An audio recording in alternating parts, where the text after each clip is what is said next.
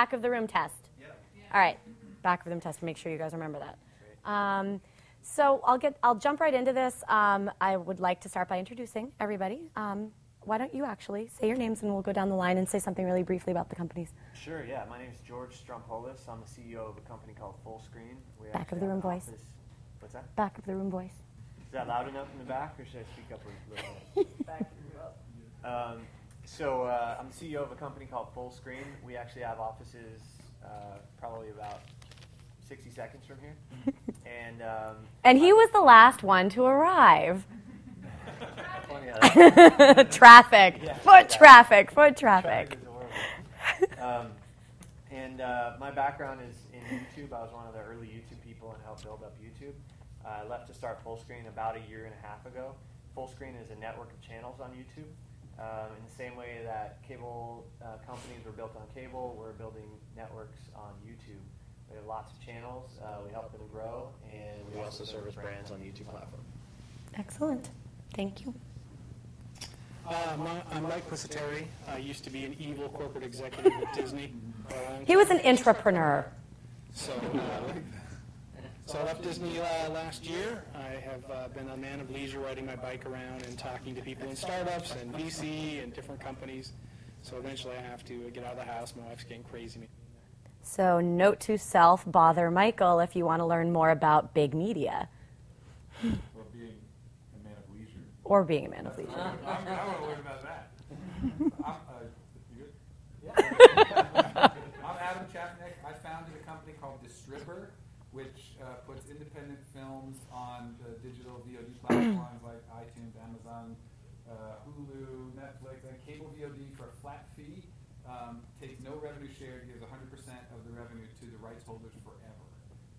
It was acquired by Indiegogo, the world's largest crowdfunding platform, 2 years ago, and so I now do biz dev with Indiegogo and still am responsible for Distribber. I also have 2 children and have no leisure. At all. No children and no leisure. Stephan Paternot. I'm actually a backer of Indiegogo as well. I run a series of tech funds that back a lot of crowdfunding companies, and I also have a film production company I started about 8 or 9 years ago, and that got me to focus on a new company I launched called Slated that I'm the co-founder to, and Slated is basically like the angel list for the film industry. So focusing on high-end independent films that have sort of bankable directors, bankable stars. It's an invite-only community, and we're trying to maintain a certain caliber of talent. And so far, so good. We launched in January and just announced a few weeks ago the first 2 feature films that were financed. So out of everybody on the panel, you sort of have the mix of the understanding of Hollywood, perhaps, along with the startup life. Yes? Yes, that's right. All right. Just making sure. So for those of you, I don't know if you saw the initial post about today, but we started off by kind of comparing this talk to the tower card in the tarot deck. And I'm sure a lot of people are like, what the hell are you on, Amanda? But there's a reason behind that, because when you look at the tarot deck, the tower card is often seen as this emblem of death and destruction and horrible things, because this, someone's falling off of this tower and it's crumbling to pieces. And it seems there's a lot of discussion in our worlds with tech and Hollywood sort of clashing, and a problem of one sort of attacking the other to bring it down, so to speak. But in actuality, the tower card in a tarot deck is more about change. It's more about evolution. It can actually be seen in a positive light. So, sometimes, the old has to move to one side for the new to be built, so to speak, but maybe on the same foundation. So that's the context with which I want to open this discussion with the group here, is looking at this notion of disruption not necessarily being destruction. Disruption is not necessarily a bad thing. And I've talked with each of them individually. Let's sort of just jump into this notion of disruption. Let's start with you, Michael, actually. I'm going to put you on the spot, man in the middle. What's going on from your point of view, having been in, the big machine, so to speak, of Hollywood? where are we missing the mark as entrepreneurs when it relates to disrupting the industry, disrupting the entertainment industry? Well, I mean, the meme you hear on the internet when you talk to people is, we're going to crush old media. Old media is dead. They're a dinosaur.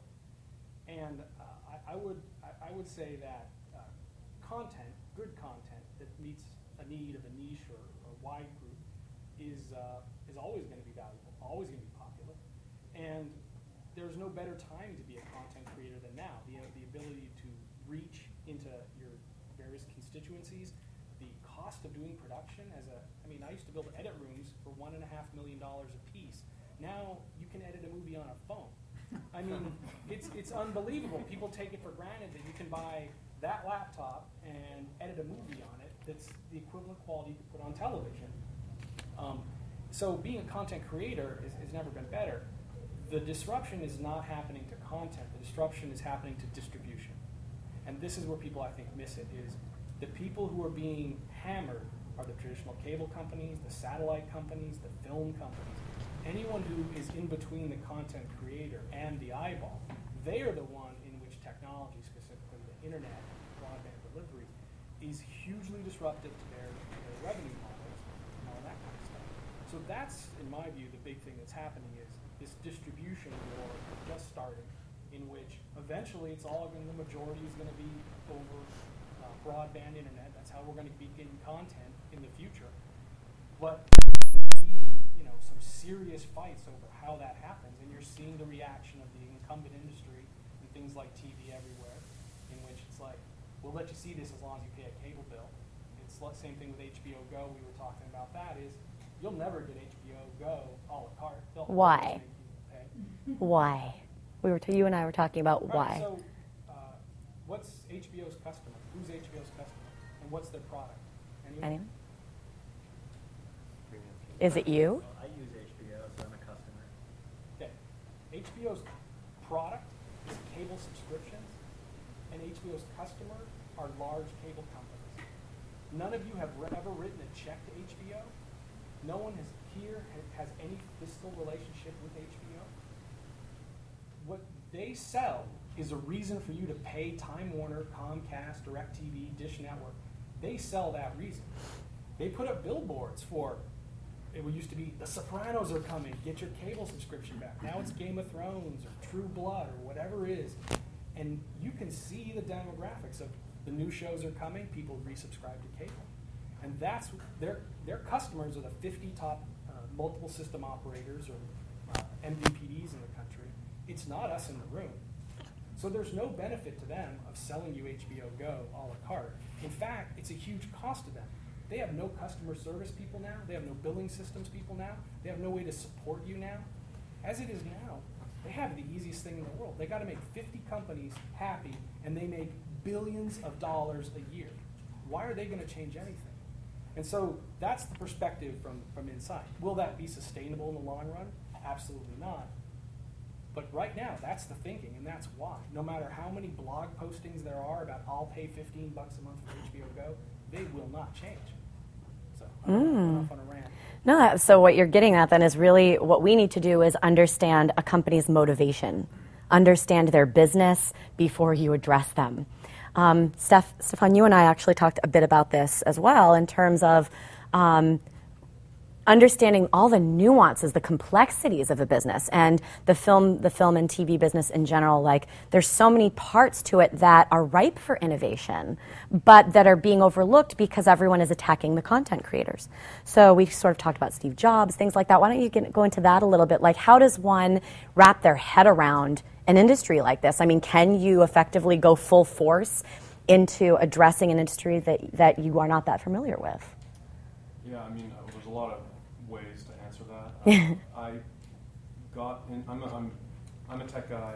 I started in tech in the 90s, and I guess that makes me semi-old now in this room. But I always had a passion for film and decided I wanted to take a crack at it, not knowing anything about the industry or how it works or anybody who works in it. And it took me a good 4 or 5 years before I even started my film production company, just understanding who the players are, what the market is, how feature films are sold, how are short films sold, how does it all work? Then set up a film production company and spent the last 8 years as an independent film producer. I have a partner who runs that business, so I'm spending some of my time doing that and some of my time doing everything else I do. But I discovered in those 8 years how incredibly difficult Hollywood is to navigate, how opaque it is, how inefficient it is, how much of an insider's club there is, and I basically beat my head against the wall as an independent film producer, and I realized, oh my God, and we were pretty well capitalized. Everybody else out there that maybe isn't even as well capitalized has it worse. But it took those 8 years of understanding relationships, how people think, how nuanced the industry is, to finally realize, okay, there's one aspect we can now attack, which is film finance. We realized how big the market is, which is that all the content in the world, film or video content, is the most ubiquitously consumed piece of content by everyone on the planet. So as excited as we get about the internet world and owning internet stocks, not that many people around the world have access to internet startups and internet stocks, but everybody consumes film. So the market size is huge. China's putting more theaters out, India's putting more theaters out, the amount of people going online is increasing, so video content consumption is rocketing.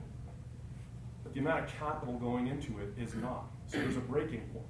And people don't want one size fits all. So it's not everybody wants Transformers 4, 5, 6. In fact, they want more and more specialized content for any market in the world, yet the amount of capital going in is staying relatively fixed. So there's a breaking point. We saw an opportunity.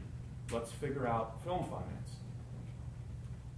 To tackle film finance, though, is non-trivial. And Adam, who is part of Indiegogo, and I've known the founder of Indiegogo, and I'm an investor in Indiegogo and a huge believer in them, they didn't have Slava, who runs Indiegogo, didn't have a background in film per se. So he took whatever approach he could understand as a tech guy to how to tackle the film space. And that can only get you so far. And I found that you really need to dig deep and understand how the industry works to then have a true impact on it. So now there's a lot of different companies attacking different slivers of film finance. You know, Indiegogo, Kickstarter, Slated, I mean, we're all there tackling it. But it took 8 years to understand all those details, and I think it's no longer just using hyperbolic language about we're going to come in and disrupt everything. It's actually saying we have enough institutional knowledge in our company now to understand the industry and work basically in partnership with you to help evolve what you guys are already doing, and just to do it a little bit more efficiently and just sort of chip away at it one little step at a time. And it's going to be a long distance race. This is not going to be one big fat disruption. This is not a completely new model like social networking where it hadn't really existed before. Great content is being produced. People still are demanding that caliber of content, and it's all these other layers that are getting slowly disrupted. But it's definitely a long distance race. So don't go after the 800-pound gorilla, but perhaps maybe give him a banana and say, hey, this will help you feel better. Sort of, yeah. I mean, Inside joke, sorry. We're sidestepping, in many ways we're sidestepping the studios, because the studios, honestly, they are the 800-pound gorilla, and they don't care about our banana, so we're not going to even offer that. But everybody else, from the mini majors on down, really, they do want the new model. They do want the banana. They do want the banana. They want a lot more. Some people want the bananas. Go ahead. So is figuring out some new method of distributing these independent pictures part of your long-term strategy? Because it seems to me if you could figure out how to monetize the films that you're now starting to finance, it becomes much more appealing to the investors to get involved.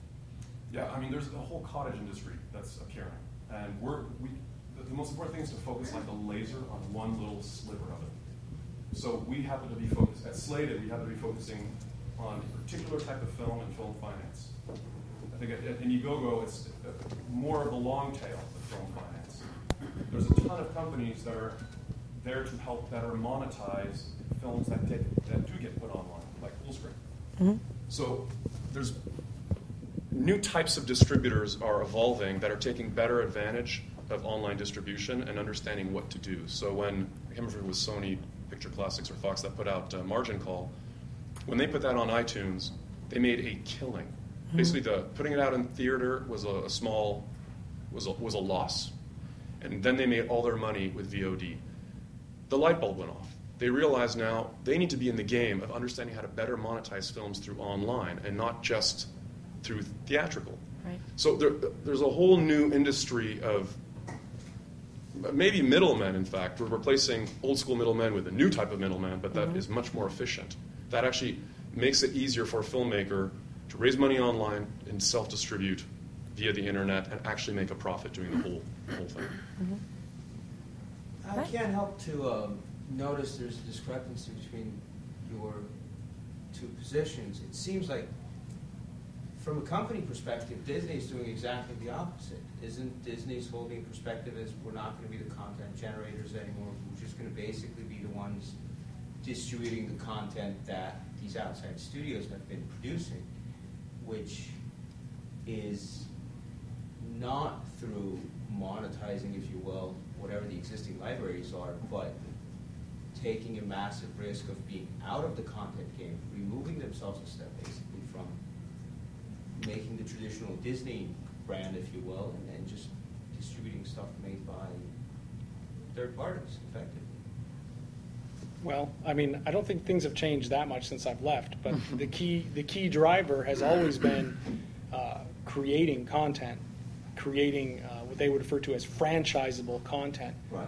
And so that is the ultimate goal, is creating content. Now, when they say we need television programs that are hits, they may go to an independent production company or buy a script from someone, and it may be, well, this is actually shot at Fox Studios and a Fox exec invented it, but they're buying it and they're producing it, and their whole hope is that they can put it in a theme park, that they can sell toys, that they can get consumer products out of it, as well as television.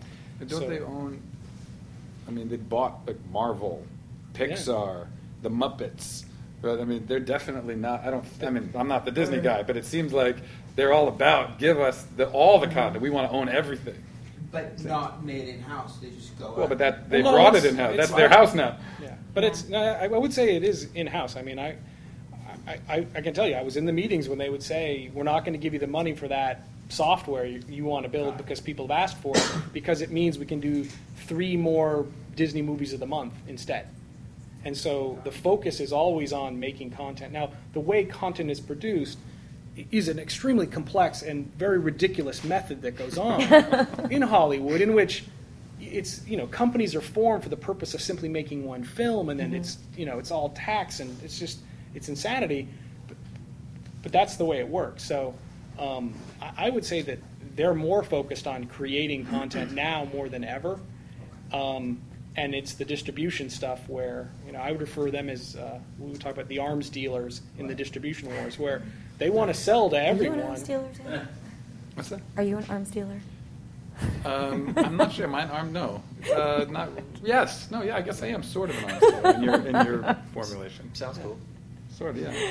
I want to pull George into this discussion for a little bit, because one thing you and I talked about that we haven't touched on here yet is audience development. Obviously, we don't want to disrupt the content creators themselves. We've got this. To create content is much easier for the average person, thanks to people like Steve Jobs and whatnot. So it's much more egalitarian, which means we're flooded with lots of content in some ways. So that makes it that much more important to be able to sort of stand out, to develop your audience and understand marketing. So do you want to touch on that a little bit in terms of the audience development piece of this? Yeah, absolutely. So I actually think that the disruption in distribution has already happened. I mean, anyone can put their content on the internet and it can be seen across the world as long as you have a broadband connection, and that's increasing over time. So really, in my opinion, that's that game's kind of over. What now? The world that we're living in now is an infinite channel universe, and a lot of people can't really necessarily get their heads around that. And to look back at the history of media, just starting with television alone, you had, I don't know, maybe 35 channels. And I remember being a kid, and I'm old enough that I could twist my arm and try to twist it all the way around on the dial to try to make a complete circle, and that was the world of channels. And then cable television hit, actually really hit in the 70s, but actually really boomed in the 80s. And if you were lucky enough to have cable TV, you had MTV and access to eventually a couple hundred channels. And then internet video has really become a reality now. It's the playback, the quality of the distribution is now solid enough where consuming content over internet protocol is pretty simple. You watch YouTube, you watch Hulu, you watch Netflix. Those are all, of course, streaming through the internet. And truthfully, anyone can have a channel. You know, there's no longer 31 channels. There's no longer 250 channels. There's infinite channels. And even in the early days of cable, the first, you know, there were still the broadcast networks, but the early cable stations, a lot of them were pretty terrible. Mm-hmm. And you know, if you look at, I don't know if you guys have seen Wayne's World, but that was actually a spoof of kind of the early cable days with public access television, where you know, it was like there's not enough good programming to fill these things. The revenue models weren't mature enough, so you had really crappy content filling the airwaves, or actually the cable pipes. And so that's really what's happening now with online video. Is there's this explosion in distribution. Again, anyone can have a channel. It's not special. And you're having basically a lot of crappy content is what's happening. You have, you know, it's way worse than Wayne's World, actually. It's, you know, anyone with a webcam. But wouldn't history show that that will go away because the good rises to the top? Well, it will never go away because it's infinity. We're getting philosophical now. Yeah. But and then people are recording the birds and live streaming them. And anyway. So getting on deck, as it's often referred to, is now no longer a thing. Anyone can get on deck. Now, there are certain exceptions to that rule. You know, not anyone can just go and have an iTunes deal. Not anyone can just go and have a Netflix deal. But you can still put your content on the internet, right? I also thought it was pretty interesting. You guys may have seen what Louis C.K. did recently and Aziz Ansari did recently. They put their high-quality comedy specials online for download. And in Hollywood, this is a huge disruptive moment. And it was a pretty big deal. But in reality, it was someone who put a file on the internet and charged you to download it, which people have been doing that for a long time. But so, okay, we're in this world where anyone can have a channel. So what is the valuable asset then?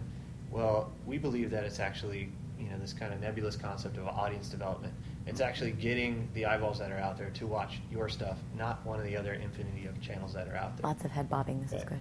And how do you do that? Right? How do you do that? Well, you know, social media has a lot of kind of subscription mechanisms. YouTube has subscribers, Twitter has followers, Facebook has friends or whatever they're called now, and you can market. You can market through traditional means. You can market through influencers. There's all kinds of ways to develop audience and retain audience, and it's really a whole new. It's almost a science. It's an art and a science to saying, hey guys, I have a channel too, and saying you got to watch mine. And here's why. Right? You can do that through good programming, but there's a lot of good programming. YouTube now is spending, you know, over $200 million paying people to make good programming. People that in cable and in film have made good programming for years, and unfortunately a lot of these guys think that they're so great that when they launch their channel in the infinite channel universe, everyone's going to tune into them, and the reality is it's not that simple. You know, there's tons of marketing that goes into it. There's tons of you could go to Distribber and actually have them take care of the iTunes deals for you, which is a wonderful service because, you know, not only can a lot of people just not have the leverage to negotiate those deals, it's a convenience factor too, right? So audience development is a little bit of a buzzword now in the online video space, and it's a fancy way of saying marketing. How do you get people to watch my stuff, right? And does anybody really, is it different online than in the traditional sense, I guess? I mean, does anybody else want to jump in on this? What are you seeing, or what have you seen internally, even Michael, with marketing? Was there a disconnect even internally at a big media company like Disney when it came to marketing online versus through the traditional ways? I mean, my experience is watching my teenage daughters. I have 2 teenage daughters, and watching good way of doing it, and watching what they watch, and then how they get to new things. And a lot of the traditional things, it used to be you went on Johnny Carson or Jay Leno and talked about your content because people, you know, I have a new show coming out, and now the YouTube channels they do watch will promote, hey, there's a new channel coming out from this person. Here's a snippet. Here's our interaction, and so. It's definitely developing the audience, it's doing all these things, but the concept of having somebody who's popular kind of giving the nod to someone who's unknown is an old technique that's being readapted in the YouTube universe to great effect. I mean, if you get on FPS Russia and you know, you get on one of these popular channels, you are going to get hits. You are going to get a lot of people at least giving it a first look. Then it's up to you to have good content. I don't know if that is the way you see it. Absolutely. Sure. This kind of jumping back to financing, I'm fascinated and talking about monetizing content, and this is so much more your world. You guys know relatively media and Ryan Kavanaugh. Apparently, he figured out like some secret formula to make how to finance a film and then make sure that it has a large enough audience, and he keeps doing it over and over again. Do you guys happen to know like the top 3 things that maybe aren't so savvy to the public of how he knows what content will actually perform well? Can I answer And will that? that I think we all have answers.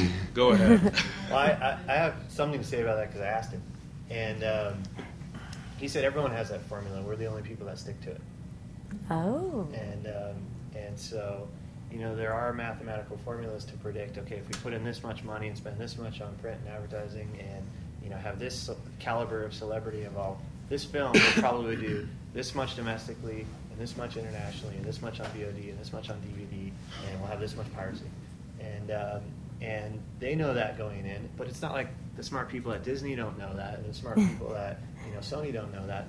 He says, his words, not mine, that they're the only ones that stick to it because a lot of content is a gut decision. There's an executive who thinks he's got the insight that someone else doesn't have, and so he may look at that formula and say, yeah, I get it that we're supposed to make this sequel because that's what's going to get us the numbers we need, but I actually want to do this because I have a gut feeling. And sometimes they're right about that, right? And that's the exciting thing about this business, I believe. Stephan, do you follow your gut? Well, I mean, just to add a little bit of color or context to what you were just bringing up,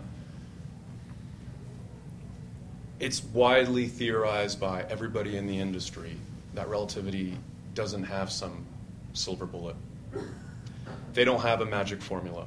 And yes, we do all have access to data and Excel charts and can look at the industry and see that a tier 1 sales company will outperform a tier 2 sales company, and depending on the marketing and all this sort of stuff, the amount of money, it'll generally follow certain trends. But the reason there's a lot of skepticism is because a lot of the numbers just don't add up. And so without knowing exactly what they're really doing, there is no, unfortunately, simple formula for predicting how this is all going to work. And we're spending a huge amount of time at Slated focusing on these top-tier films and what the overall impact will be. We can't predict it. We are starting to have more data than anybody else because we're doing this all online, so we have huge amounts of unique data.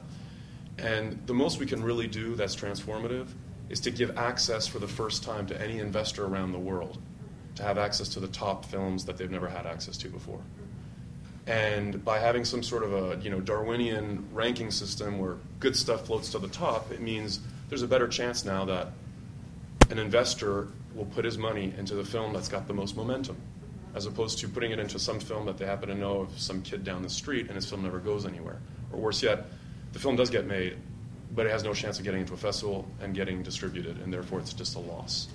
So the economics are going to change, but that magic formula about which genre type and how to release it and all these different things, and that'll give you much better results, it's not really true. So it's a mix for you guys. It's all a mix between following the formula and actually the silver bullet doesn't exist. No, because I think there's best practices. We all know there's best practices, and if you follow all those best practices, it will help. But what do you do when everybody follows those best practices? In the end, that just becomes the new norm. Right. Now, does relativity have a unique practice that really gives them better odds than everybody else? No. And the people in the industry, people who distribute the relativity films, will all comment the same thing. There isn't some amazing new result that's making relativity just outperform everybody. It's not really happening. It's a bit of a myth that's been built up around Ryan Kavanaugh, and he's a perfectly bright guy, but it's not as standout a performance as people would have you believe. Full disclosure, his brother was my first boyfriend. There may be a slant to the question, though. Of course he was. Maybe we should be asking you. Yeah, exactly. So you need to be asking us Yeah, three. why are you? Is this like a trick question? Now she turns red. Amanda, do you mind if I ask one more question? I was curious, for online video, a seating plan, what's one secret tip you think in seating an online video to start gaining momentum? Like Dollar Shave Club, what would you think they did to start one thing they did to seed the video in order to gain the momentum it gained to get 4 million views in a month? Anybody? Yeah, I can talk about that. It's a huge topic, really, actually. But there are a couple things. There's, we have this one video. We're trying to get as many people to see it, and that's our video, right? And then we're going to be doing this content experience over several months, right. And we want to build an audience and retain that audience, So I'm right? talking about the first one. Yeah, the first one. Video, yeah. And then the question I would have for you is, do you have money or do you not have money? Well, you tell me what's more effective. Right. Yeah. It's always more effective if you have money. I'm looking for like actions. Like, is that a payment for me to ask? Yeah. And what's the budget? Okay, well, now I can start to answer. So basically, a lot of times when people are trying to create a viral video, they don't actually have a marketing budget. So they're trying to pull any strings and find any tips and tricks that they can to get that video to go viral. It's in some ways, it's similar to what Stephan said about the formula. Everyone kind of knows the best practices in the formula over time, and they kind of do become the norm. Since most of these videos are released on YouTube, YouTube functions. YouTube's a big search engine at the end of the day, and it functions in many similar ways to Google. And Google is governed by a PageRank. Right. So, PageRank, in the simplest way, says this: the more people more websites pointing to your website, the more valuable that website is considered, right? So you would do a linking strategy. Yeah. So on YouTube, that's one of the biggest factors. Essentially, YouTube's version of PageRank, which says the more sites linking and or embedding your video the more important it must be. And if those sites are important themselves, then it's even more important, right? Mm-hmm. So that's the it's literally it's getting on the phone and saying, this is coming out. I think you guys will like it. Here's a sneak preview. This is it's going to hit. If you like it, when we release it, please link to it or embed it. It's like there's nothing that mysterious about that, right? That's probably the most effective thing you can do with no money. Now, if you have money, then there are a lot of different approaches to take, and the two that I'll say to you real quickly. One is essentially influencer marketing. YouTube drives YouTube. So the folks that have toiled away on YouTube for the last 6 years and built up an audience themselves are hugely, hugely influential. And if they say, hey, go watch this, a lot of people do, right? But they realize the power of that, and you have to pay them, right? Mm-hmm. We do a lot of that. At Fullscreen, we have a lot of these big, famous YouTube people that we work with. But we also have a lot of medium ones and a lot of small ones, and we have ways to tap into all of them at scale. So influencer marketing on the YouTube platform is very effective. And the second thing is you can just buy really cheap media. Here's a dirty trick. You can buy pop-under ads. So when you're at a website. This is what she was really looking for. You're at a website. Everything's dirty. Keep going. You're at a website, and then underneath pops a YouTube channel that's kind of has your video featured as a featured video, and it's auto playing, and that counts as a view, and you just kind of stole the view. Right. And I would never recommend those. It's just kind of a waste of money at the end of the day. It's just the vanity of getting a view. So I could go on and on about this, but you two can do that offline later, because I know there was another question right over here. Well, I actually was going to, if I may, sure. add a comment. Please. I mean, I think what these guys do is fascinating, because the reality is there isn't any silver bullet. There isn't any magic formula. The best that you could hope to do with a formula is figure out how to earn your money back. If you've got certain elements and you know that the buyers internationally are looking for certain kind of product, you can make your money back. You can't create success. And the problem with the landscape in show business is it's always shifting. So if you're looking at if you're looking at that spreadsheet before you've committed the money and made the movie, 6 months later when the movie's ready, or a year later when the movie's ready to distribute, the ground may have shifted under you. Mm-hmm. So all that information and that formula is nothing. And by the way, I don't believe that Ryan Cavanaugh is consistently successful with his movies. I think he's lost as much as he's made. So he keeps looking for more financing because they're not making it all back. So that definitely is a myth. But it's a big gamble no matter what your formula is. That's the reality. Right. So everybody that's working in the business is kind of the ultimate entrepreneur, because they're rolling the dice, really. Yeah, I mean, just to add to that, I think what we're all doing is just making everything more efficient. Mm-hmm. So people have been getting their friends, families, uncles, parents to invest in their money-losing artistic endeavors since the beginning of time. Indiegogo, Kickstarter, or they make it more efficient for you to take money from lots of uncles and aunts and friends and everybody else. And in fact, it makes it a lot better because instead of going to your dad and your mom and your brothers and asking for this much money from each of them, you can now just ask them for this much money from lots more. So it's just making far more efficient stuff that's always been going on. We're doing it more for high-end features, and everybody else is doing it for all sorts of different segments. And that's where the opportunity is. That's exactly right. The big media companies, which many of us refer to as big, dumb, successful companies, are married to the traditional formula of creating and distributing content. They're not looking at how to use the internet to make the business more efficient. So that's really what the I think over a 10-year span, looking back, we'll see how these all added up and aggregate have created a massive transformation. Yeah, the distribution game is over in the sense that we all know which way it's going. How many of you guys have actually cut your cable line? I'm just curious. Oh, wow. Well, I just did as well. And I only say that because it took a long time for me to get to a point where I felt like I could get all the content I wanted, or at least 95% of it. Right. Ironically, the one bit of content I can no longer get is HBO. and the funny part is this, is that if I had to choose between my $200 a month cable bill or just my $70 a month internet cable service, I just took the internet, and that means that the cable company is losing money. They had me as a customer, and that whatever that fraction was, I then went to HBO. HBO is no longer getting it. Now, when enough of us do this, HBO is going to start to say, hey, you 50 customers, you're not actually paying us enough now. Now is the part where instead of us taking $1 or $2 from you guys, because it's subsidized by all the channels that are there and everybody paying, we think that HBO is such a premium brand that if we go straight to the customer and they pay us $10 directly, this is way more profitable for us. So it will hit a tipping point. I would just challenge you, show me that spreadsheet. Oh, no, but you said eventually, right? You said eventually it's going to happen. And I think it's eventually it's inevitable. I think it's eventually going to happen, but the value of subscriptions has shown its power time and time again. Anyone have Spotify? Since you had Spotify, have you bought anything from iTunes? Yeah. I quit Spotify. Okay.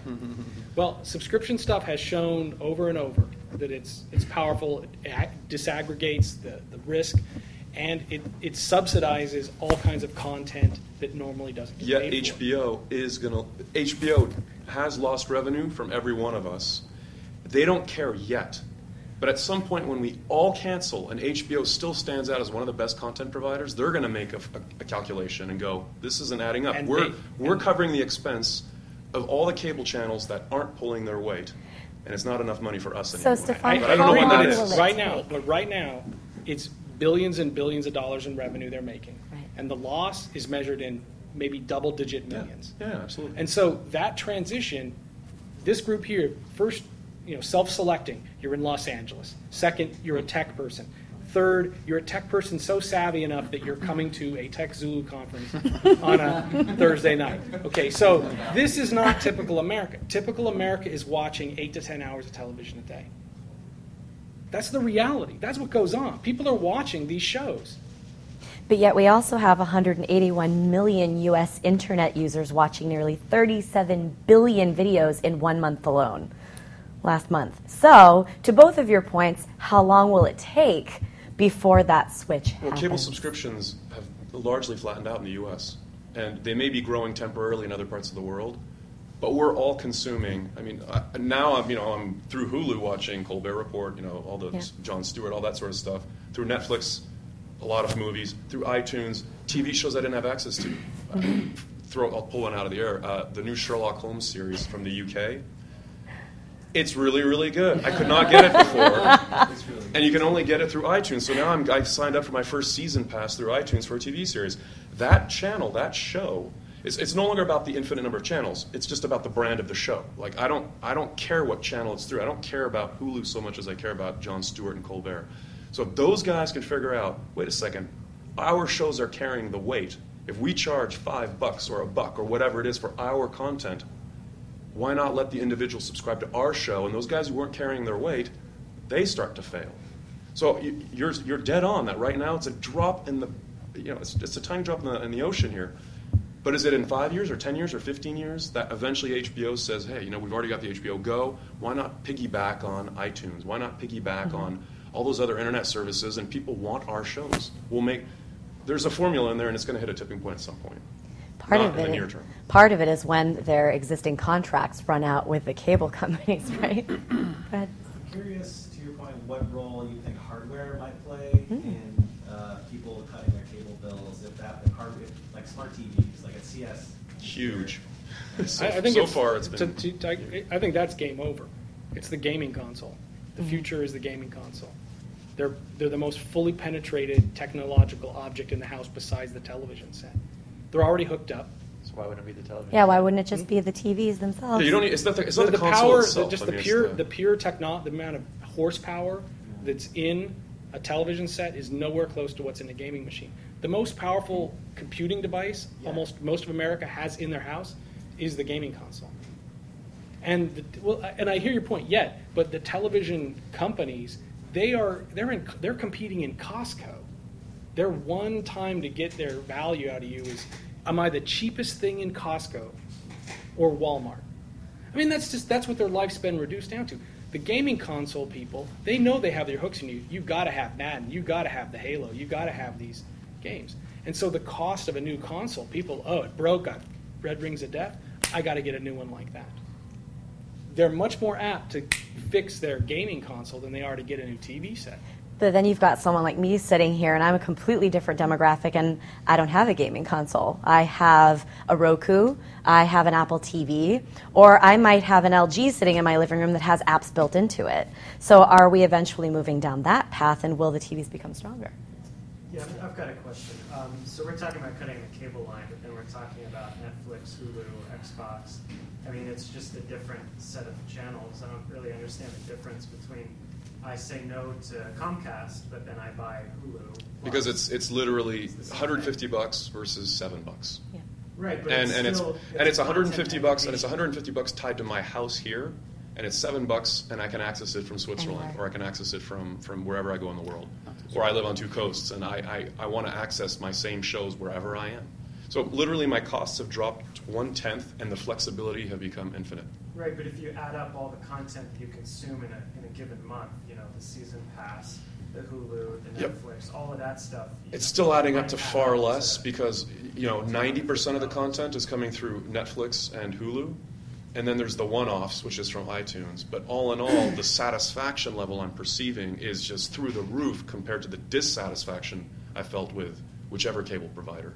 So whether the numbers even end up adding up or not, the level of satisfaction, the perceived control that you're buying exactly what you want makes a huge difference. So if there was a channel online that had specifically the shows that you specifically wanted, and they were less, in cost because it was a bundle, would you buy that? It's about also minimizing friction. So right now, I find it easy to access Netflix and iTunes.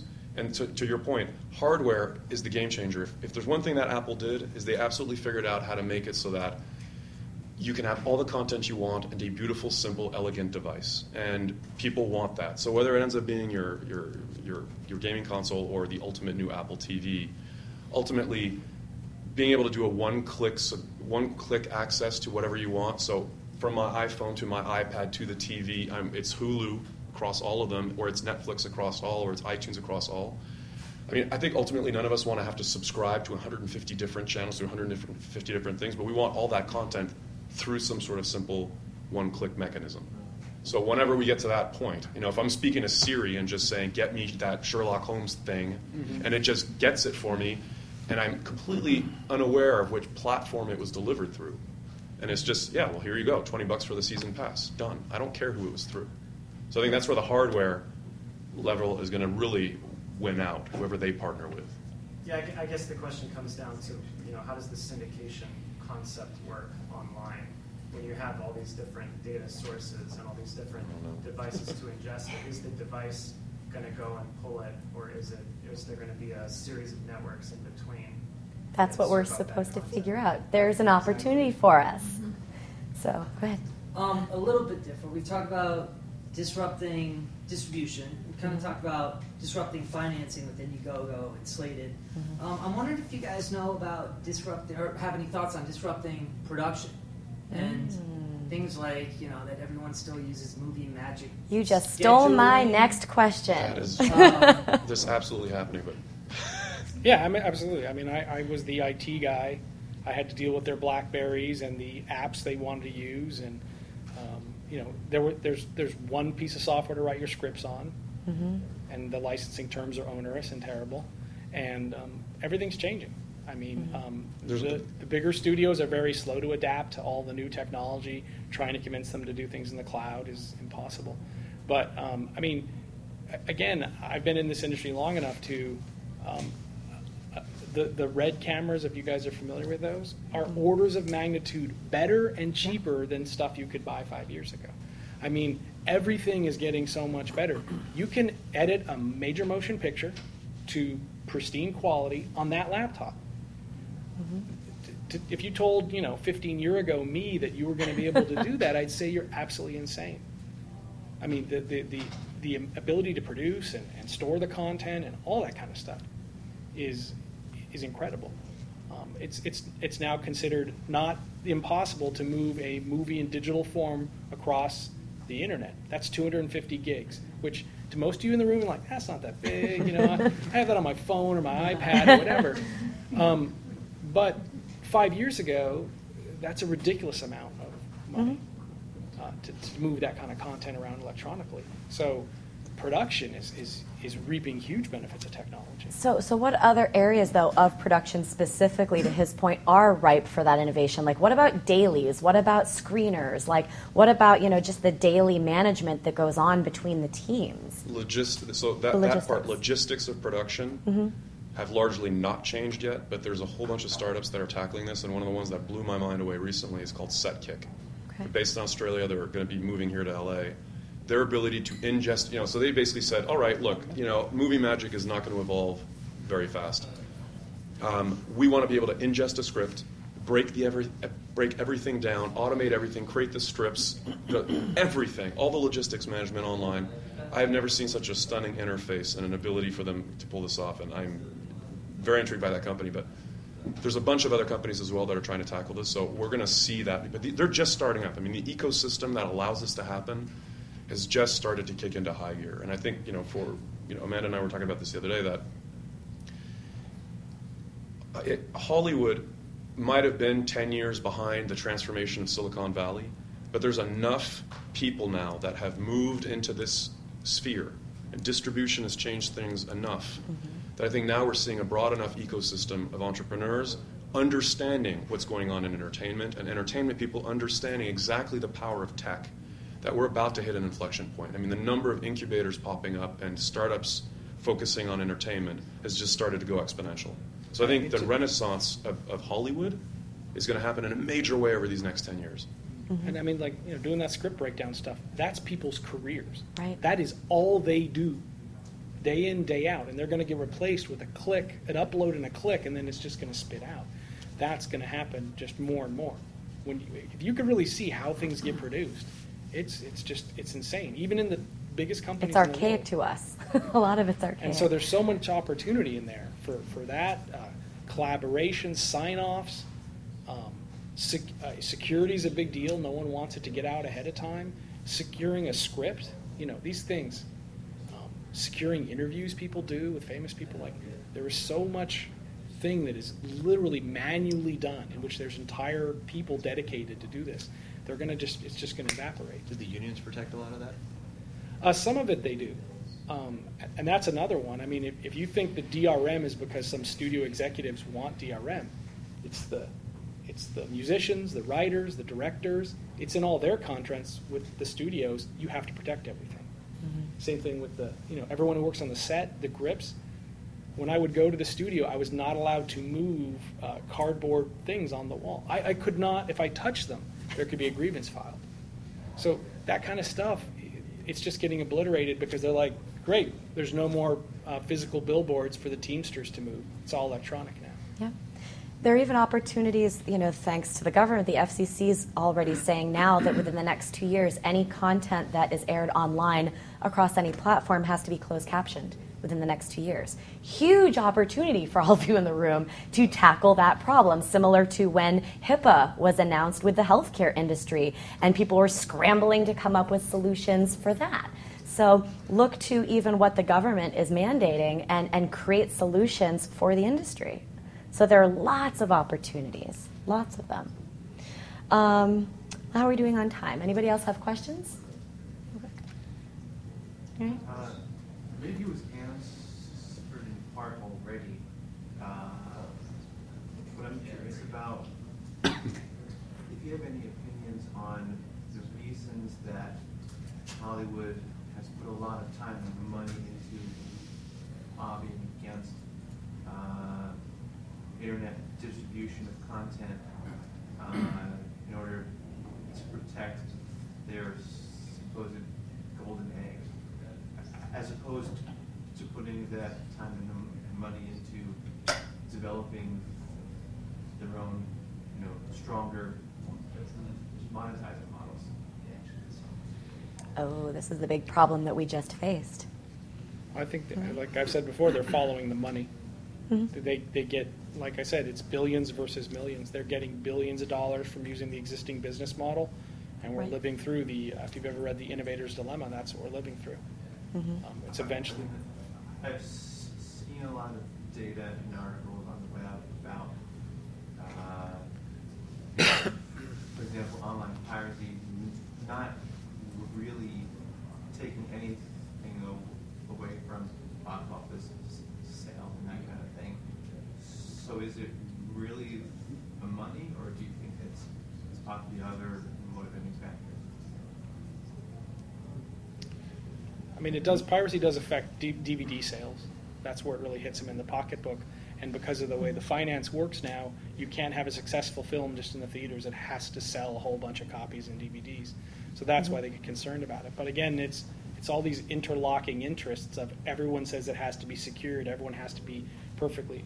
And I was the guy that had to approve the technological methods to do the DRM and secure it. And I would say, if we do this, it's going to drive piracy up because you're making it harder to watch stuff. Mm-hmm. But they said, oh, we don't care. So-and-so says we have to do it, so do it. Mm-hmm. But to your point, it's maybe a parallel, a late parallel to what happened in the music industry. I mean, first we went through a whole wave of, first people started accessing music in much more convenient ways. And CD sales were starting to come down and only accelerated down, so lawsuits flew, right? All the labels wanted to protect everything they had. Music now is selling, it's finally in aggregate going back up for the first time since the late 90s. It just needed to go through that painful transition. And of course now everybody's embracing digital distribution of music. I don't remember the last time I bought an album in a store. Probably none of you guys have done it in a while either. So film is going to go through a bit of that transition as well, I assume. First people are going to protect the turf, especially now that they know that everything is rampant online and people are getting movies left and right. Quite frankly, if I can't find a film through Netflix or Hulu or iTunes or any other major method, it might be because I need to do research on some foreign film and I cannot find it anywhere. I then have to go online into one of those pirate-based sites to see if I can find the thing. And I know that that's taboo. So it's like, not that I don't want to pay. I'm happy to pay. But it's that there's absolutely no access to certain content in this entire country, and it's something I have to see. So, there's a bit of a technological gap and then a fear factor, but it's going to take these next 10 years to see that shift where there's so much money being made through online distribution that the studios then fully embrace it and everything tips over and starts to go in that direction. The great thing about that is by the time that happens, there will be so many new voices. Yeah. What's HBO? It's great content Yep. distributed through a convenient method, right? A lot of the guys that are cropping up right now online are amateur, semi-pro content, right? They're going to get better. They're going to refine their craft. They're going to make more and more money over time. And at the time that they're making enough money that, the HBOs of the world pay attention and want to be involved, then it's going to level out the playing field. And they're going to be there too. So I've got a question. Let's say that I'm a company and I want to promote something and I pay to put my brand inside of a product, a video product. Wouldn't my intention be to get as many eyeballs on that as possible, so I would embrace all the torrents, all the file sharing, okay, the product itself, the final video product, has value to me as an ingestible resource, not necessarily as a monetizable return. So how is that going to disrupt content that's harder to find because you have to pay for it? Whereas, let's say that Coca-Cola could start producing content that promotes Coca-Cola, and they can afford to bring in heavy hitter celebrities. How are you going to compete with that if you can't get those celebrities and they can get that distribution everywhere? I mean, is it just a matter of time before big brands start doing that directly? They already do it. They already do it. I mean, they've already been doing it for ages, right? But I think it's the difference between, you going and seeing Castaway and all you ever see are FedEx boxes floating around everywhere, and it seems very FedEx heavy because they did finance that film in part, and going and seeing a film where it's not dominated by a particular brand, but brands putting their brands out there in video content, like BMW did that short film series way back. Yeah, they want max virality. But they're also looking to collaborate. So a lot of major corporate brands are wanting to go and put their products in the feature films, in all feature films. So what we're doing is we're creating a mechanism. Everyone can do this. We're going to be doing this in Slated. But if we have thousands of films on our site and all of them need a car, you now have the ability for one sponsor to buy in bulk product placement. So we're going to create things that are so much more efficient. It helps the filmmakers because they're getting a prop. Maybe they're getting money. Everyone's happy. And the brand, well, they're getting their car put into all those films turnkey. So that's where it's going to be ultimately. We're not there yet. But well, to your point, though, I think, I was involved actually with I just get too busy to finish, so someone take this and run with it. But, you're talking about eyeballs and brands, and it's a good observation when you're trying to look at an opportunity. But I was dealing with BitTorrent, who was trying to go, straight and narrow. And so what they're trying to do, and they're doing it, is they created a little app store, which I don't know if anybody uses it there. I haven't seen it. It's like recently launched or about to be launched or whatever. But they're trying to get different content providers to legitimately provide their stuff for free because the eyeballs are meaningful to them for some reason. And what we were trying to do, and then again, I may still do it in the future, or please feel free and go do it, is identify a pool of advertisers who care a lot about a failure on BitTorrent is like 800,000 views. That's like a pathetic failure, right? And a film, like an independent film in the U.S. that sells 800,000 tickets is $8 million, right? It's $10 a ticket. That's a success by any standard of independent film. For a documentary, that's like a once-a-generation film. So if you were able to take a modest pool of advertisers, and we already, with no effort, and me knowing shit about how to do that, it was like Red Bull was in, Monster Drink, who's like a direct competitor, was in, it was Rossignol Skis were in, because they wanted extreme things and this, and what was it, Hurley, like the surf and ski, whatever.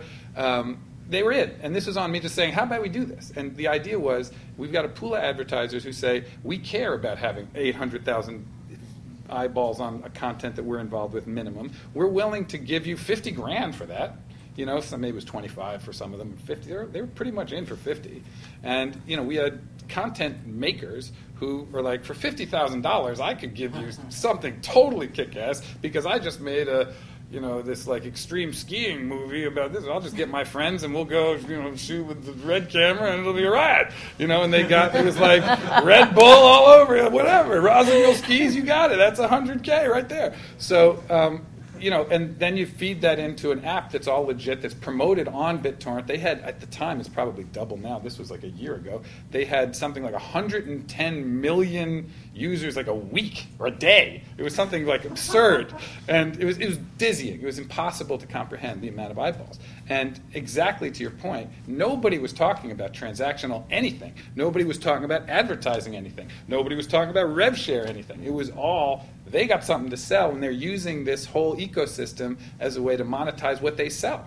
And there's so much opportunity in there. If I had an hour, I could go through all the other things I started in. Well, we don't have an hour, so. The metrics and analytics of handling content that isn't played back in a standardized player, it's a huge opportunity because that's what they don't have.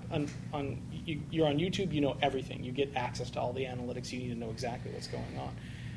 For all the Aziz Ansari and the Louis C.K. stuff, no one knows how many times people are playing it. They don't know where. They have none of the knowledge that everyone takes for granted on every other video player. If you can start solving those kind of issues and those metrics and analytics, there's huge paychecks waiting for you. Can I say one other thing? Yeah, I'm late to the party. Come on, give me a bone here. So, okay, how many people are filmmakers and how many people aren't? Who's a filmmaker? Okay, so most people, tech people or whatever, entrepreneurs.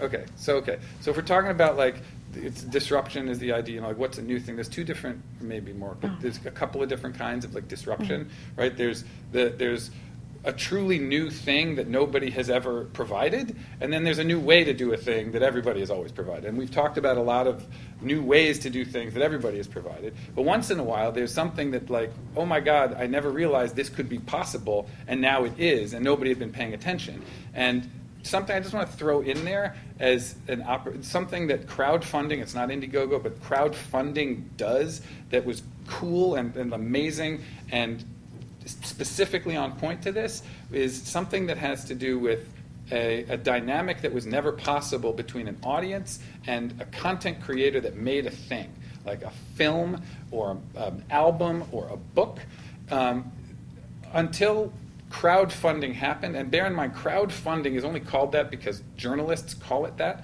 It's audience engagement where one of the byproducts is money. But audience engagement or audience building is really the amazing thing that happens in this endeavor, whatever you want to call it.